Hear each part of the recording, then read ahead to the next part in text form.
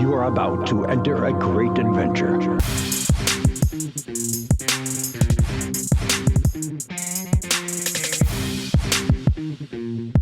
This is Strutting from Gorilla. Welcome, everyone, to Strutting from Gorilla. I am the one, the only. I'm better than you, and you know it, Big Vito. And I got Mikey Cash here. How you doing today, Mikey Cash? I'm not as good as you, apparently. That's always true. But you feeling good this morning? I'm good. I'm very excited about this episode today. I'm feeling rested. I feel like I got up on time. What about you? You know, some of us feel better than others today, and you may have gotten up on time. I may be a little late, but you know what? It's better late than never, Mikey. I agree with you. So I'm glad we're here. I'm glad we're doing this. I think this is going to be a fun episode for people to listen to. We're talking a little bit about what our favorite hardcore legend. Yep. Have a nice day. Bang bang. Mick Foley, Cactus Jack. Woo, dude, love. You know, we're going to talk about all of them, and I'm pretty excited about it. I know we've been doing a lot of episodes on current wrestling, but I feel like this is where we hit our stride. Yeah. You know, we love talking about wrestlers of the past, and especially of that era, like the Attitude Era. That's where we excel, Mike. Absolutely, we do. So let's just tell everyone here, you know, don't forget to check out our social medias, our socials, as they say. Facebook, right? At SFG Podcast, Twitter and TikTok at @from_gorilla, Instagram at SF Gorilla Pod. And as always, make sure to check out our website at struttingfromgorilla.com. So, Mikey, let's get right into it. Let's do it, dude. All right. So, let me ask you this question. What was the first time? Well, you know what? Why don't you give a little background on Mick Foley? I know you like to do that, and you do a great job with it. But sure. Yeah, just give a little bit of background. Yeah, the Reader's Digest, just like a couple of bullet points. Yep. He's born on June 7th. He was born in Long Island, New York, East Setauket to be specific. Yep. Your boy Mikey Cash, also from Long Island, so I always have an affinity for Mick Foley. Just in a quick aside. Yeah. A little fun fact: when Mick Foley was on the wrestling team in high school, his teammate was another well-known Long Island actor, Kevin James, the King of Queens, King of Hardcore. What a royal court that must have been. I can't imagine what those guys were up to in high school together. Mick Foley has had, I was looking up some of his accolades just throughout his career, and this guy has pretty much done it all. It's kind of remarkable. He's a 3-time WWE champion, TNA world champion. I didn't know this, but he's an 8-time WWE tag team champion. I didn't think he won that many times. Oh, me neither. Actually, I wouldn't have known he did. I feel like that's just a symptom of the Attitude Era. But yeah. Anyway, he won a lot of them. The partners that he won the most with: 2 times tag team champion with Kane, 3 times with The Rock. Wow, I forgot about him and Kane. Yeah. So really interesting. He also has a tag team reign with Chainsaw Charlie, aka Terry Funk. Love Al Snow. That one is probably the most forgettable one. No offense to Al Snow. And he was tag team champs with Stone Cold once. Yep. So that's interesting. 2-time ECW tag team champion with Mikey Whipwreck. Great tag team. That's right. And another one I didn't know, he was a WCW tag team champion with Kevin Sullivan, aka the Taskmaster. Wow. Right? Yeah, there's some good stuff. I didn't know some of this. Actually. I know. Some of this stuff I had no idea about. And I love Foley. Yeah. He was the inaugural hardcore champion. I mean, he has to be, right? Right. So he won Match of the Year twice, according to PWI. In 1998 with the Undertaker Hell in the Cell. Yep. And in 1999 with the I Quit match with The Rock. Yeah, I think he got screwed out of one of them, which I'll talk about later. But all right, I'm looking forward to it. He's also a 1997 Slammy Award winner for Loose Screw when he was Mankind. probably the greatest accolade he has is Yeah. that. And he was a member of the class of 2013 WWE Hall of Fame. Yep. So pretty cool. Pretty Yeah. cool. Wow. And he's an author, right? Yes, he is. has the book Have a Nice Day. Foley is Good. And he has multiple children's books too, which is kind of cool. Wow. Yeah. I know. We He's love done a lot. ourselves He some also has Foley. his one-man show, which I've seen. Saw it a couple years ago. Oh, comic show. Yeah. He does one-man Stand-up comedy specials. Yeah. And he does it good. He does it well. Yeah, it was awesome. I had a great time watching him. I think other people would too. I think he's actually back on tour now. So, well, we'll have to go check him out. That was a great recap. Okay, yeah, so now we have a little bit of a background on the hardcore legend Mick Foley. For you personally, what was your introduction to Mick? So I feel like I was kind of late to the game with Mick, and I think I was like 12 or 13, and somehow or another I might have gone to Suncoast or Sam Goody and bought a Best of Raw DVD, and it was like a volume. I think it was like volume 1 and 2 or something. Yeah. And when I was watching it, there's a segment from a Raw, I think at Madison Square Garden, and it's a pretty infamous segment where Triple H is in the ring and he's supposed to be fighting, I think, like Dude Love, or he's supposed to fight Mankind. Yep. And it's this whole interview segment where Mick is interviewing all three faces of Foley. So Dude Love is there, Cactus Jack is there, and so is Mankind, and they're all like sort of talking to each other. Yeah. And then like it comes to light that Cactus Jack is going to be the one that's going to take the match, and like it's like a huge return for like Cactus Jack's character. And I just remember it being such a standout moment to me, because I was like, wait, who the hell is this guy? And like, why is it such a big deal that Cactus Jack is coming out? Because at the time I didn't know the background, so I was just like, oh, this guy seems like wild, and why is it the same guy dressed up as 3 different people?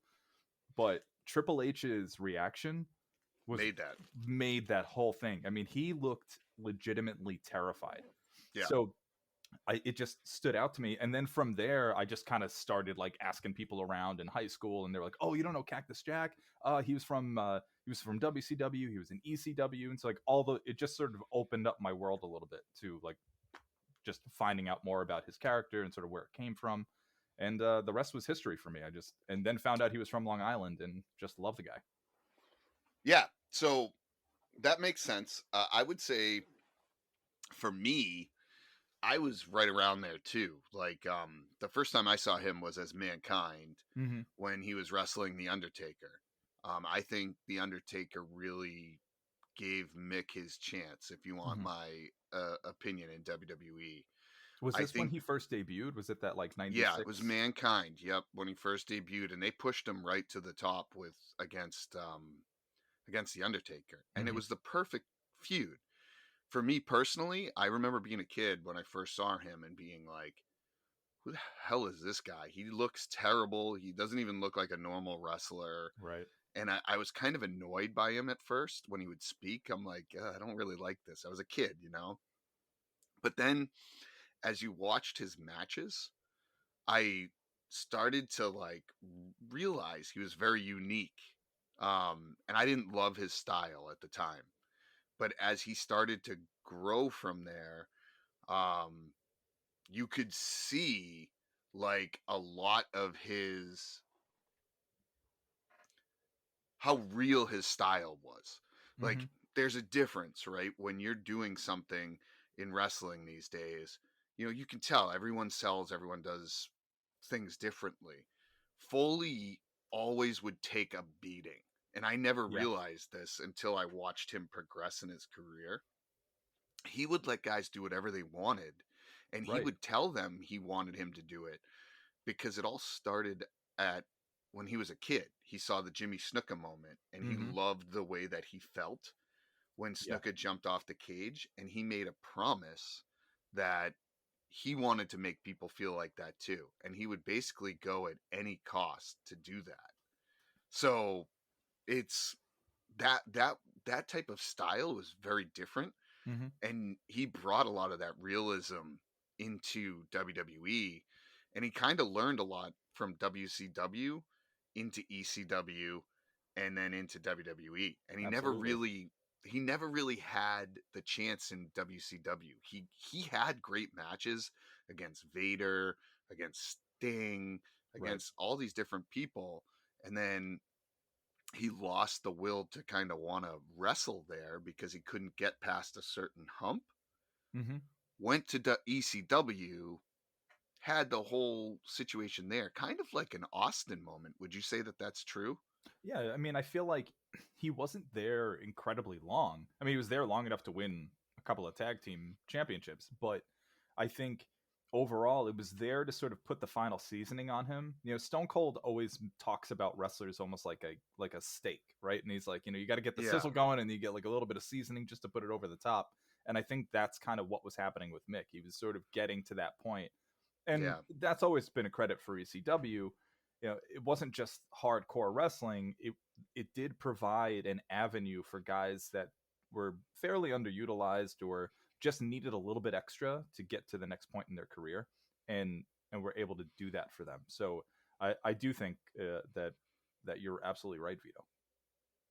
Yeah, and I think because of everything that happened, it was that Stone Cold effect, right? Mm-hmm. It just and it wasn't just Stone Cold. Like you're right, it was more than that. But I like to call it Stone Cold because he's the one who really excelled He's the most at it. notable You know? example of it. Yeah, exactly. And I just when he came to WWE, he didn't even like Vince McMahon didn't even want him. No, no. JR really pushed for Mick Foley to be there. Mm-hmm. And I think more than just his wrestling ability and his ability to invoke empathy from the fans, Yeah, Mick was really good at little details. Like I yeah. watched that documentary For All Mankind, and there was a lot of good stuff in there. And one of the things they talked about, and they interviewed all the big wrestlers. Like I can't tell you the respect that Mick Foley has from Triple H, Shawn Michaels, The Undertaker. I mean, you name it, Terry Mm-hmm. Funk. He has respect from everybody, and it's because he's not just the guy who goes out there and gets his ass beat, but he does it in a way that's strategic so that he can understand the character. Like the amount of effort that he put in, you wouldn't believe it unless Mm-hmm. you heard him speak about it. But he has a reasoning behind everything, and it's Right. very very interesting. Well, he was one of the first people that I can recall watching, but once I finally like Mhm. understood him, his incredible psychology in his promos. Yeah, Incredible psychology, and he would choose locations within the building that would fit the character. A lot of times it was like a boiler room or just some random closet or something, just sort of for him sort of at the time when he was Mankind, especially like giving us like a glimpse into like the psyche of this character, of this is yeah. what this guy thinks of himself, to be hiding himself away because he's so dangerous. Yeah, I mean, I apparently it was kind of the same thing as Austin. He came into WWE, right? And I'm going to talk about this part of his career a Yeah. little bit, and we can. I know there's other pieces. We'll talk about the other Mm-hmm. part of his career, but when he came in, Jr. was like way behind this guy. He pushed Vince, and Vince like almost reluctantly signed him, and he had a list of names that of course just like Stone Cold, and I don't remember what they were, but it was like the Mutilator was one of them Right. and all this stuff. And As bad um as Frost McFang. yeah, they were pretty bad. And so he didn't know what his name was going to be, and he kind of had a vision, and he went to Vince and explained everything and said, well, this is what I think. And he kind of I'm not going to say ripped off Vader because his mask was different, but they had the mask look and everything. And so he pitched the idea of Mankind and kind of explained why he wanted it, and he wasn't sure what Vince was going to do. Mm-hmm. And he came in, and Vince went with his idea. He said, Yeah. yeah, take it and run with it. And then he gave the promo in the boiler room, and it was kind of a promo that was similar to what he would do in ECW, except he added a little bit more character to it as like this deranged guy, which Yeah. at the time think about it, you didn't see people like that Sure. that gave that, and he had that look. He had the ripped ear. Speaking of which, I know this question isn't on the sheet, but do you know how he ripped his ear off? Yes, I do. It happened Okay. in 1994. It was during a European tour for WCW. He was in a match with Vader at the time, and it was just like Yeah. a routine move where he was getting like thrown over the top rope, and his head got stuck. I think it was like a spot that he had kind of done before, where Yes. he gets his head stuck between the ropes. Anybody who's ever watched his match against Shawn Michaels at Mind Games in Yeah, '96 same has thing. seen this spot too, Mhm. and that was after. So he gets stuck, and I think that's when it like his ear got like split, and so it was already kind of hanging on by a thread, just with how tight the ropes were at the time. So he finally gets his head out, and I think he just like had one last hit from Vader, and like that was all that he needed, and like the ear just fell off. Yeah, and Vader takes the claim for knocking his ear off. Just so you know, in Right? the documentary, he's Oh, like, I know. I he's bet. like, yeah, they say I knocked him off. I knocked his ear off. I don't remember it, but then I said, oh, I do remember it, and I punched him, and I saw this thing fly, and the referee grabbed his ear, and brought it. Someone Didn't brought he? it backstage and gave it to Vince or He something. just like had And it in his pocket. yeah, Just yeah, and then he oh my finished the god. match. He went into he was in a French hospital, and apparently they were all full. So he had to like scramble around to find a hospital. And by the time they got there, it was no good. They couldn't put his ear back on. Oh, And so they went in, and he went into plastic surgery, and they tried to make it look like a little ear. That's why it kind of looks funky. If you look at it, it kind of looks like a little ear. like a little Um, cauliflower ear. yeah, but Mhm. here's the thing, and this is what I want to touch on with this piece, Okay. because this is why he quit WCW. You know why he did it? No. So he had these feuds with Vader, which honestly we could spend a whole show talking about. His feuds with Vader were like unbelievable. Do you want to know why? Because Vader was so physical, and Foley just took the beating that Vader gave him. And Vader Right. says it to this day, he loves Mick because they fit perfectly with this feud. And if you watch the matches, Vader didn't give a shit. He would go and beat the shit out of Foley, and it just made it look so good. And Foley loved it, um, because it made his character finally get some like empathy because it looked so real, And Yeah. go ahead. Well. So I'm only jumping in because one, it feels like it's just a testament to we've read a book on Vader, and he Yeah, talked about how much he loved working in Japan yeah, and same bringing concept. that style, Yep, and it matches up timeline wise for when he's talking about he was going back and forth at the time between WCW and I think it was All Japan at the time, yep, and he's carrying that strong style with him. So it yep. was important to have somebody that wouldn't complain when he was working stiff. Exactly, And Mick and Foley was the perfect person exactly. to do that. And Mick himself wanting to get over and wanted to make a name for himself, it was the perfect storm. Yeah, and I say this because it leads into my next piece about how he made other wrestlers have this different side. Like the Well, Shawn Michaels, The Rock, like they had well, this nasty let me side. ask you, okay? So we're talking about now we're starting to get into some matches here. Like, what can you remember being the match that he like first stood out to you? Yeah, okay, well let me finish the story about why Oh, he left your other WCW. story. Yeah, Yeah, let me finish that, and then I'll answer that question. So he has this match with Vader, and not just one match, like they yeah, have this big yeah. feud going on, and he loses his ear, right?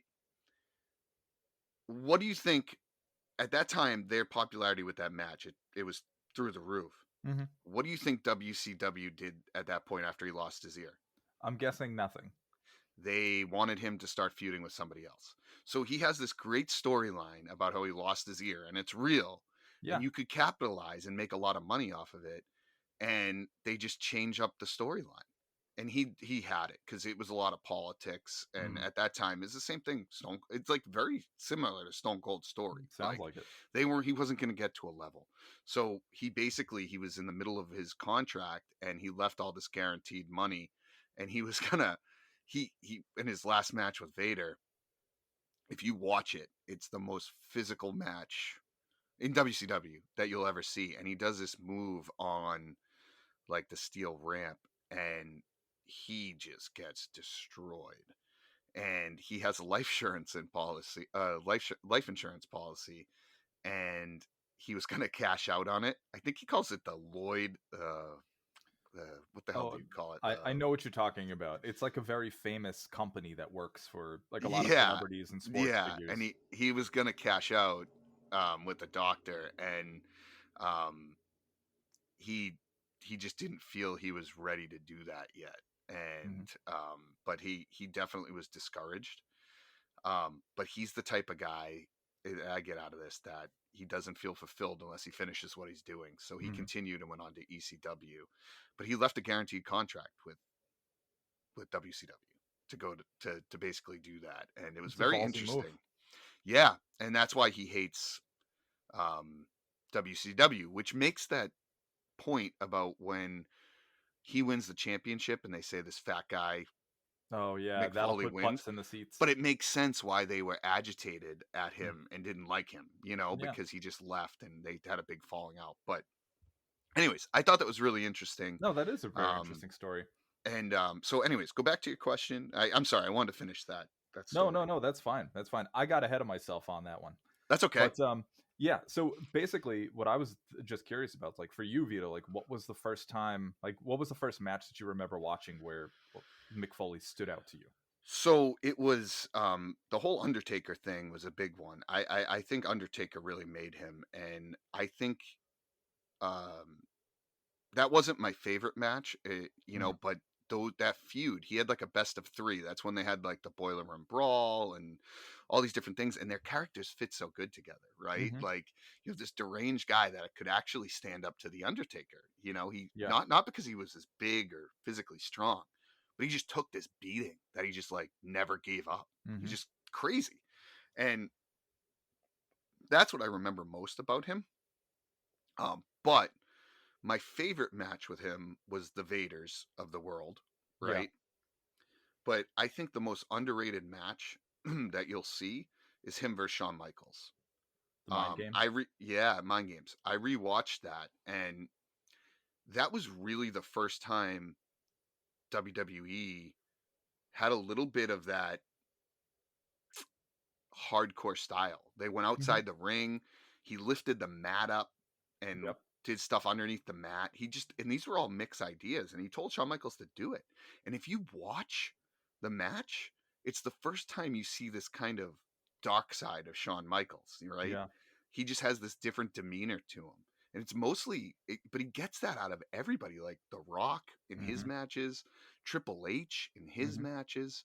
And so that's really what stood out to me. And they talk about this one spot in the Shawn Michaels match where he suplexes him on the outside of the ring, and he hits Michaels reverses it, right? Like, doesn't he?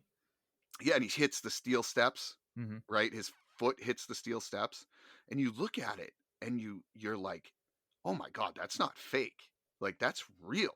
You know what I mean? Like, he hit his knee on that, and Foley said to do that because he knew that that's the reaction people would have.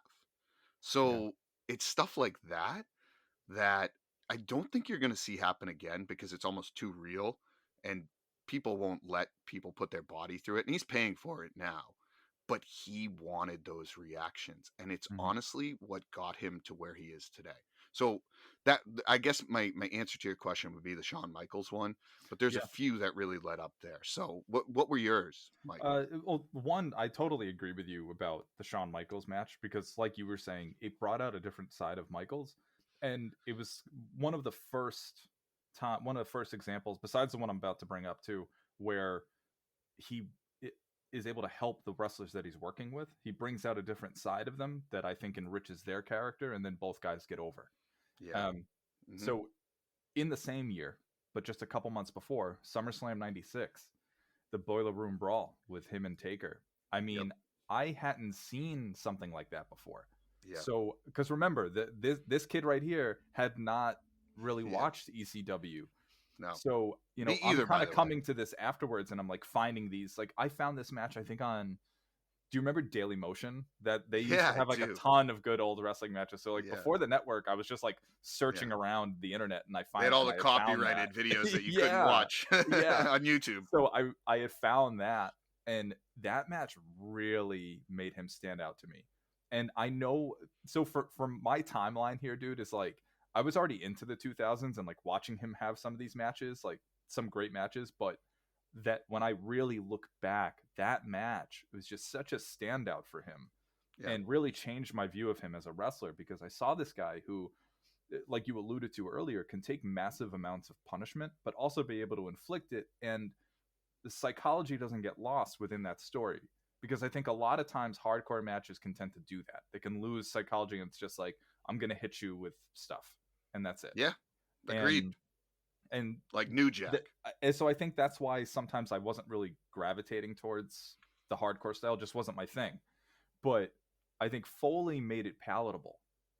And I think that's something we're going to touch on a little later about what his contributions are. But that was the real first example of it for me. Yeah, it was almost like he was so good at selling it. He would put his body through anything, and it made the other superstar look so much better. But then it brought this empathy. It almost brought this, like, you look at it, and I think at that time people started to realize how fake wrestling was, because it was kind of like taboo that it was fake. And people realized it, but then they really kind of didn't want to believe it. And as you went along, you could see that this was more real. Like, this guy was really taking a beating, and he would take it up to the next level. Like that Boiler Room Brawl. Do you remember he fell off the, I mean, everyone talks about the Hell in the Cell where he gets thrown off and everything, but that Boiler Room Brawl, he was on that ladder and fell onto that table, and that wasn't a small fall. And no, like, dude, I know there was that just concrete on that floor. Yeah, and I know Mick didn't like, and actually JR mentioned it on his podcast. He does a great episode. He does a 2-part episode on Foley, which is a really good listen. He gets into some good stories that we just don't have time to touch on. But they were talking about how the Undertaker thing was a best of 3, and that Boiler Room Brawl was actually number 2 in their match series, which it should have really been number 3. But it was just so good, and it doesn't get the credit in his matches that it deserves. But it was perfect. Like, it was this dark area for these 2 dark characters that you'd think Undertaker was the most brutal. It made Undertaker just look like a demon, because he was doing all these nasty things to somebody, and Foley was taking it and then getting up and actually surviving. Like, I don't know. It makes perfect sense for them them backstage thinking to themselves, how do we top this second match? We got to have a buried alive match. That's the only other way. These guys are going to kill each other anyway. You might as well just have a match about it. And it makes sense to end it with that one. It's just, I don't think that match was as good as the, it's still good. It's good. It's definitely good. Yeah. Because it was that happened in October of 96, I think. What's weird is he had the match with Shawn Michaels for the title. Like in between. And they were advertising the Taker match at Mind Games Buried Alive before they were even talking about the Shawn Michaels match. Which... I mean, it would have been, I think it was maybe planting a little seed in people's minds of like, could this actually end up being for the title? Like, could Mankind like sneak away a championship match with the title and then goes into the next pay-per-view in a Buried Alive match against Taker with the title on the line? Yeah, no, that would have been interesting too. I know. And they did a good job. I think they were also trying to sell the betrayal of Paul Bearer with the Undertaker. That kind of gets lost sometimes in this match. Is like at the end of it, Paul Bearer turns on the Undertaker and teams with Mankind. Also was great. So that was a kind of a big deal. I think they needed a month for that to like kind of settle in for people. And then you had like the Undertaker like comes out the end of that match with Shawn Michaels. Yep. And kind of carries the feud back over. Agreed. Now, what were your favorite matches or favorite opponent / feuds? You already know where I'm going. I do. There's Mick Foley has shown a history of being able to, like we said, bring out these other sides of characters and bring them to, I call it the next level. I mean, for me, that's what I see it as. And it gets guys ready. And it was something he was just able to like naturally do with people. It's kind of an amazing skill to have to sort of bring others up. And so I feel like my favorite example of this is The Rock. because I watched all of their stuff. I literally watched Survivor Series 98, Rock Bottom 98, that infamous Raw in January where he wins the title in Worcester, Mass, by the way. Yep. Halftime Heat, St. Valentine's Day Massacre, and then their final match on Raw, which is that ladder match where Big Show gets involved in. But before you go on, though, this was also the time that The Rock was wearing that shirt all the time because he had the surgery on his boobs. The surgery on his boobs. He had like the liposuction. Yeah. Which is funny considering how big his chest is again. Like, dude, you just kind of like, what'd you do? But anyway, I still think it's one of the best like wrestling attires ever. For, like, just like all like, black ninja suit. Yeah. Like literally from like November through February, he was just in a tracksuit. I know. Like, just so wrestled weird. Everything in a tracksuit. So folks, go back on Peacock and check out like Rock from like late 98 to early 99. Some of the best style you'll ever see in wrestling. Yep. But so besides Rock's attire, I think what this did was Vince knew at the time that he wanted Rock in Austin. And I think Rock was right there on the cusp, but I think they just felt like he needed something a little bit more. And who better to take him to that level to show like a bona fide mean streak in a guy than Mick Foley, who can walk him, who can just run him through the paces of these, they were pretty hard hitting matches, like that Survivor Series match is very different than the Rock Bottom match, which is very different than the Raw match, than Royal Rumble, obviously. I mean, that I Quit match is kind of iconic, not just for what it did for The Rock at the time, but when you watched Beyond the Mat, right? Like it kind of gave everybody that behind the scenes of, Rock kind of fucked up and gave him like 5 or 6 more chair shots to the head that they didn't agree upon. And there was a little bit of a feud there. But it's really interesting for me to look back and see exactly what Foley did for Rock at that time. Like he really elevated Rock and got him ready for that main event against Austin. I think without Mick Foley, you wouldn't have had The Rock as we came to know him. Yeah, I agree. I couldn't agree with you more. That halftime heat was very cool. I thought it was a great idea.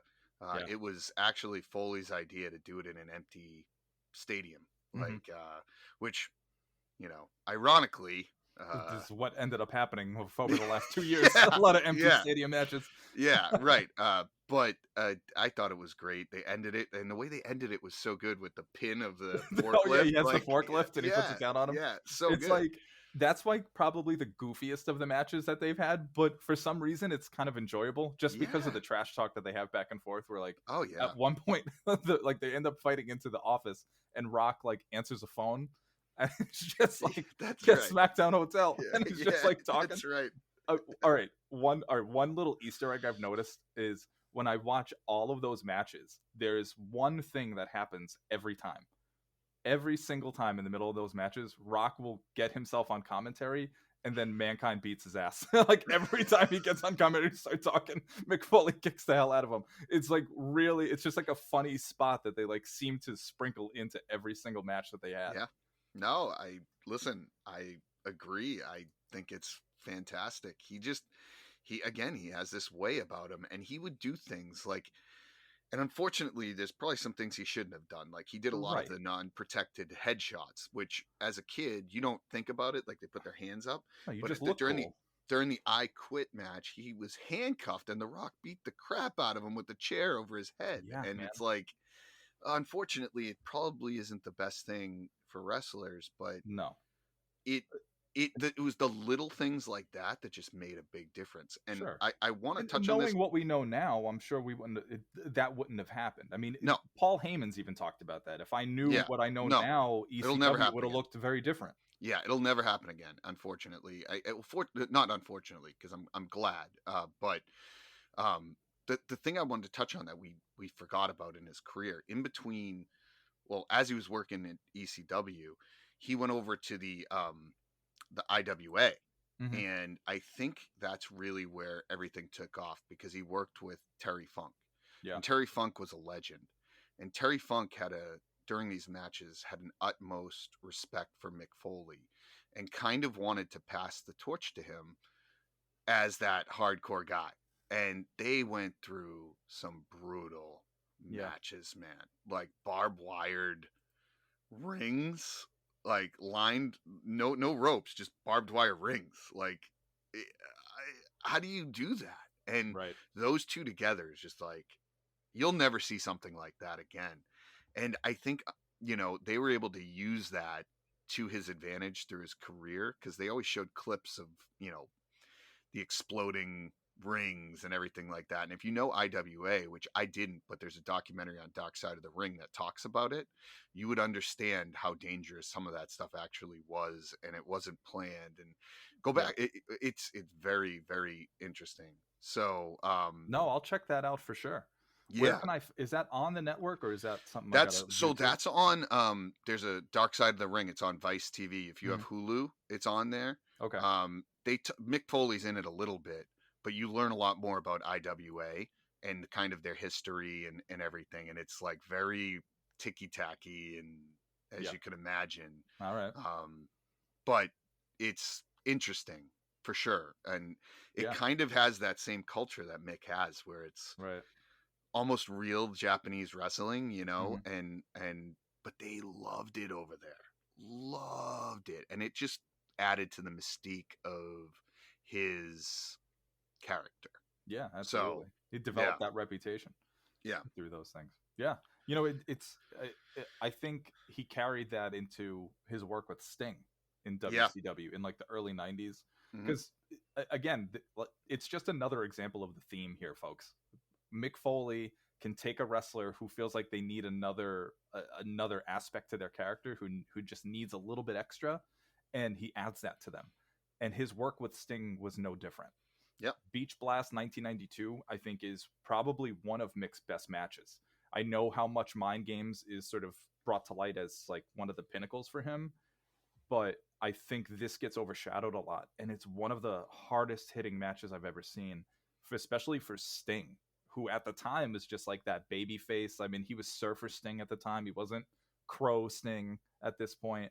And that match is incredible for what it is, because throughout the whole match, there's no padding outside the ring for this match for some reason. And I think it's a Falls Count Anywhere match. And dude, there was a couple times where I found myself cringing at some of the spots that they had. Like, they were back suplexes, like it's like simple matches, but simple moves, but high impact moves onto concrete. Like, that's not good. Mick jumped off the top rope onto the floor. Like, no wonder why his hip is made of concrete now, because like he just destroyed it back then. And good for, Sting took some bumps himself onto the concrete, which again, I think added to his character, showed people how tough this guy can be to work with a quote unquote madman like Mick Foley, like Cactus Jack at the time.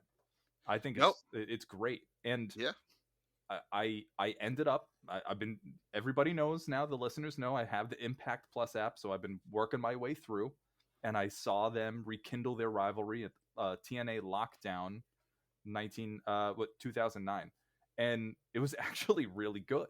It was really cool to see them sort of rekindle it. They have good chemistry together. And I thought that was actually, I think that was the one-on-one match that they had. It was like a cage match, but really, really well done. Really well done.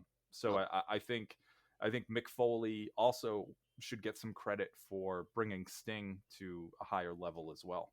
Theme of this whole thing, and we're going with that. I'll talk about Triple H too, because you can't have a talk about Mick Foley without talking about Triple H, right? Like, and this point of his career was very interesting, because this is when he had the three faces of Foley that you talked about with Dude Love, Cactus Jack, and that interview happens, right?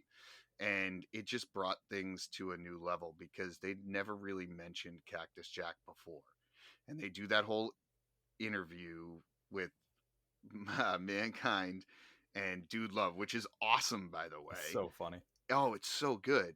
But they also, after this match, I want to touch on this because it was very interesting. I think it really propelled Mick Foley here, because he started to become kind of this fan favorite. People were cheering for him, and people didn't know why. Like, why are you cheering for this guy, Mankind? And so he does this interview with JR, and Vince McMahon this happened actually before all of this, but Mick Foley came up with the idea because Vince wanted him to answer questions from JR, and Mick said, "Listen, I'm going to answer the questions truthfully." And it kind of explored his past, and they had all those videos from Dude Love when he was younger. Yeah. And he answered them as in character, but they were all true answers, and it made him seem like this crazy guy, but people related to him. Yeah, and he was almost sympathetic. Yeah, and the way he answered it, if you watch that interview, it's funny, it's serious, it's something never really been done before. And it just opened up a whole new layer to the Mick Foley character. The downside to the three faces of Foley is, I think that it confused the fans a little bit. I can see that. Yeah, and his popularity kind of went down at that point a little bit. And I'm not sure that I think it just kind of all happened too quickly.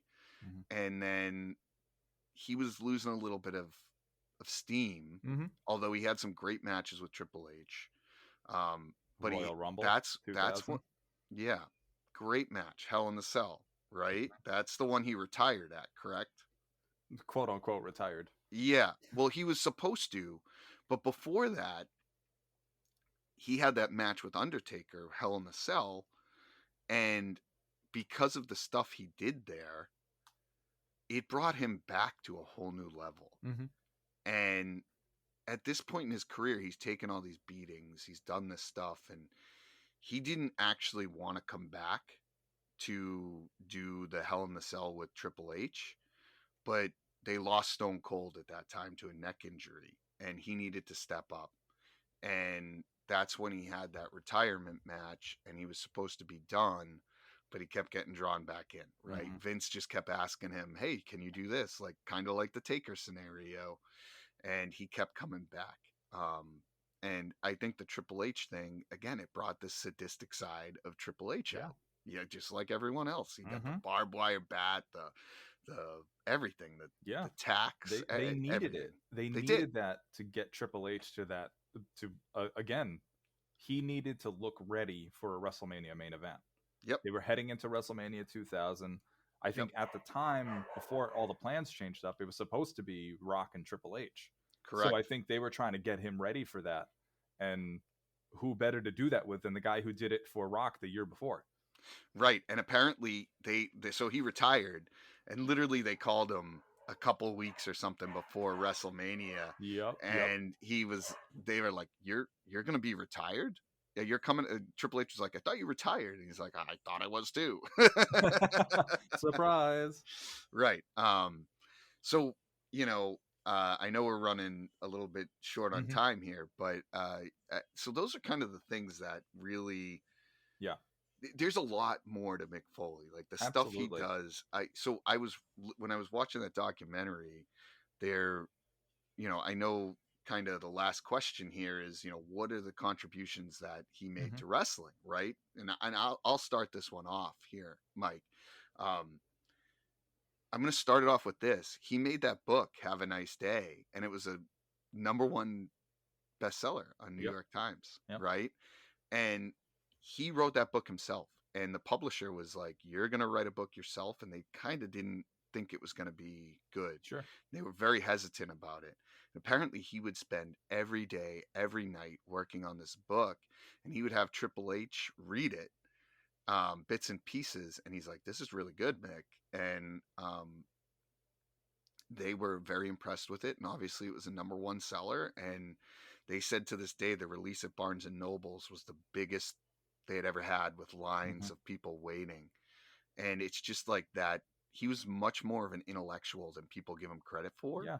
And he was able to kind of do things behind the scenes that just, with his matches, it's the little things that made it good. And I'll give you an example of it. And to this day, Mick Foley wishes he could still do it, but him as Commissioner Foley was some of his best work. Hysterical. And he talked about it. He's like, I wish I could have done it longer, because I could go there and elicit a reaction from a crowd and not have to worry about taking a bump like I was doing. Mm-hmm. And if you go back and watch he's so good, like him and Edge and Christian. Oh, Great. so good. There was a point where they wouldn't wrestle, and they had Christian. One of my favorite scenes, Christian was in the bathroom and he's like, "Oh, I'm so sick, I'm throwing up, and he's got like water going in the toilet, and Foley leans over and sees him. Dude, it's so good. So to me, that's the type of contribution. And I will also tell you this, the biggest contribution to me, and JR hit it the nail on the head when they hired him. He brought something to the locker room that no one else could. So many other people were selfish and trying to take that brass ring and go to the top at any means necessary. Foley didn't try that. He was just trying to get the best match possible and elicit the most emotion. And it was selfless, right? Like he brought that. And I think it just changed a lot of the locker room mentality. Like, look at this guy. He doesn't really care about being champion. He does, but he wants to make the best match possible instead of a wrestler trying to get to the top by any means necessary, like the Click, where they were kind of in their own little thing. And it brought the locker room together. Yeah. Because he was able to show that. Yeah. I think you put it very succinctly, Vito. I agree with basically all of that. What I would add to that is to say, for me, his contributions are that of. Have you ever seen that movie Good Luck Chuck? Yeah, it's with Dane Cook. Like the movie is really not that great, but the premise of this movie I feel like applies to Mick Foley. Yeah, because the premise of that movie is this guy hooks up with girls. And then afterwards they find their soulmate. They find whoever that person is, the love of their life. And I feel like in many ways, this is how Mick Foley acted for these wrestlers. They would work with him, and then afterwards there'd be a rocket strapped to him. Afterwards, they would find great success in their field. And that's why I'm saying that Mick Foley is the Good Luck Chuck of wrestling, because I think he helped guys make names for themselves. And it was through his work and his dedication. And like you said, the selflessness. This is a business that's incredibly selfish and egocentric. So the fact that you had a guy that didn't act like that, but was so well liked and so well respected, people wanted to work with him because they knew what it meant after they were done with whatever program they had with him. The list can go on. And I know we talked about some of the major ones, but if I could give people just a couple of recommendations to watch, we've talked about Rock and all those matches, and Sting and Vader and his stuff with Terry Funk and IWA and Triple H and Undertaker. What I would say is also check out some of the stuff he did here and there with Randy Orton. Backlash 2004. He did a lot for Randy Orton then, as well as, I think it's 2006, WrestleMania 22, the street fight with Edge. He got his WrestleMania another moment. example of him being able to take these younger guys that were looking to get to a next level, that needed this added dimension to their character, and he added it to it. So I would just recommend that the listeners check that out. Yeah, you hit it right there. That's exactly what it is. And that's why I like this episode, because I think it gives fans, when younger fans hear Mick Foley, they just think of this hardcore guy that probably just liked to take a beating. But he was way more than that. And, I think he did a lot for wrestling at the time. And it just goes to show later in his career, like, he never had a WrestleMania moment, and it was always lingering, right? And Edge was the one who was like, I want to give you that WrestleMania moment. I want to be there with you. And they worked really hard at it. And he had many moments where he could have just ended his career and it would have been good, but he just kept going, right? When you're someone who has that love, it's hard to say no. And I just think his legacy is much more than hardcore. And he even says it. He's like, no, I felt the pain. Like, it wasn't like I was addicted to this pain. He's like, I just wanted to get that. It all stems back to that Jimmy Snuka moment when he was a kid and saw him fly off. He wanted to elicit those emotions for fans, and he did it. He succeeded. He really did. And, he's just, I really wish WWE would do more for their legends at this point, and I don't need them to come back and I don't need him to pull a sock out of his thing. I just he could easily be in the backstage helping these young guys like elicit those moments too, to a different degree. And I have a lot of respect for him. He's one of my favorite wrestlers. I really enjoyed him, and he wasn't my favorite wrestler because he was the best looking guy. You know, he wasn't the prototypical guy, but these are the guys that they're missing today that they need to have. You know, I look at like Bray Wyatt as a little bit of an example of the influence from Mick Foley, different. And we need more of that. And I'll always respect Mick Foley for that. I will. And I respect all of his career. And, you know, I think a lot of those struggles where he didn't get where he wanted, and he was the WCW effect, I'll call it, that propelled some of these guys in WWF or WWE. We need more of that, you know, and we don't need the, hey, we need a high flying spot. Like, that's not what we need. We need that emotion from people. And I hope people can go back and look at him and use this as an example. Now, we've learned a lot from stuff that he did with headshots and everything like that don't need to be done again. But I think it's the little details that make a big difference. And quite honestly, I see a lot more of this in AEW nowadays than I do in WWE. And I get it, but it's because AEW is focused more on the wrestling aspect of the business than the entertainment part. But I love Mick Foley, loved every part of him, and a lot of respect for that guy. Yeah, big time. I don't know what else we can say about the guy. We've been gushing over him now for almost an hour. Yeah, the only thing I'll add that we kind of missed out on, there was a point in his career when he transitioned into being a commentator, and perfect for him. He did a great job. And again, same concept. He did it to the best of his ability, but he did it to the best of his ability and did a great job. But he hated Vince McMahon yelling into his ear, and he talks about it in the documentary. And he would take a lot of this stuff because Vince is very brutal, I guess, on there. He's like, say this, do that. What are you doing? And Foley started taking a lot of that personally, and they got in a big fight.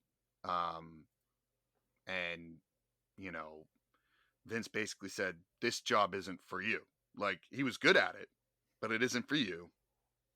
And he felt disrespected in some regards, left and worked for TNA, right? And he had a little stint in TNA, which was kind of cool because he got to work with some guys maybe he hadn't worked with or whatnot, but ended up rekindling with Vince McMahon because he loves Vince McMahon, and then had his kind of Legends career in the sunset of his career. Which so what he got was well deserved, and he's not the first example of a guy who had a falling out with Vince and then later on they kind of make up. I think with those, that's more of a thing, I think, with Vince. And I agree. Him personally, like the way Vince is personally, I think is very different than what we see at these like corporate meetings and all that other bullshit. I think when it comes down to it, I do want to believe that this guy did care about the guys that worked with him, and especially during that time frame. So I do think for him, there's a very like personal sense of loyalty of like, I want to figure this out. I don't want things to go unsaid, you know. But that's a whole other episode. But there was one point on the Hell in the Cell match where no one knew what they were doing at the Hell in the Cell, the Undertaker and Mankind. And when that was over, Vince came to him and said, listen, I'll always remember what you've done for this company. He goes, but don't ever do that again. I remember your health and safety is way more important than anything else. And you just excelled everything way too fast. Like, he was always trying. The problem is when you do stuff like that, you always have to take it to a new level. And you'll learn a lot if you watch that IWA documentary that it's not possible, right? At some point you can't beat what you did last time. And Vince was really good at small steps, and Foley would take giant leaps, and he didn't like that because it was hard to live up to. and that ultimately was the demise of IWA. Yeah. If you watch it, they had really crazy shit going on. I'll check it out. Yeah, it was cool, and but he did a lot for this business. I love Mick Foley, and the thing was, he had so different aspects, right? You had the hardcore, but then you had this guy who was we can't have this episode he's just like without... he's a beautiful man, is I think the best way to describe him. He's a beautiful man, got a great heart. But you can't, I mean, you can't have this episode without talking about the Mr. Sacco, like the stupidest thing in the entire world. One of the best segments of all time is the introduction to Mr. Sacco. Yeah, and then the This Is Your Life rock with the rock and sock connection, but that's totally different than a hardcore guy. Yeah, he was multifaceted. He was a multi-dimensional character. Yeah. So we will leave it at that. Is there anything else you want to add about Mick Foley here? No, just for folks who are out there, check out those match recommendations we mentioned, and enjoy it. Watch those segments. The This Is Your Life. Watch the introduction to Mr. Sacco. It's great entertainment. You'll enjoy it. And as always, if you want to give us any feedback, if we miss something, there's a match that you're like, hey guys, you suck, like you missed this entire thing. Just remember, we only have an hour, but feel free, let us know. Again, our Facebook is at SFG Podcast. Our Twitter is at @from_gorilla. Instagram is at SF Gorilla Pod. Make sure to give us a rating on any of the podcast streams that you're listening on, and give us some feedback. We love to hear it. We have some great episodes coming up next here as we go. Getting into WrestleMania season. We'll be talking about that. We'll be talking about the death of territories at some point. And at some point this season, Mike, I know we're going to end up having our episode on The Rock. And I know you're excited about that. So I knew you were going to say that. It's coming. I wanted to, I'm now that I said it, we have to have it. So I need a lot of prep. This I know, might and be a two-parter for me. That's fine. We can do a two-parter, but I want to get everyone excited. So we appreciate you listening, and until next time, have a nice day. We now return your perception of reality to you. Until next time.